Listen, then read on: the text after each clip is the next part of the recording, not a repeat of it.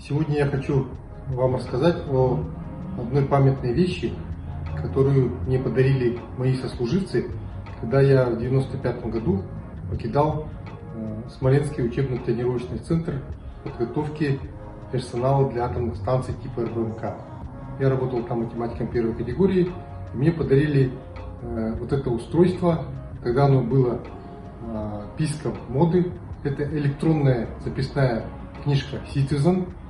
И представьте себе, она совмещала в себе функции часов, калькулятора, записной книжки, телефонной книжки.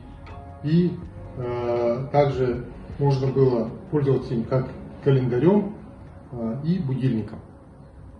И вот такое богатство мне подарили мои друзья, коллеги бывшие. И я был таким достаточно продвинутым человеком вот с этим устройством.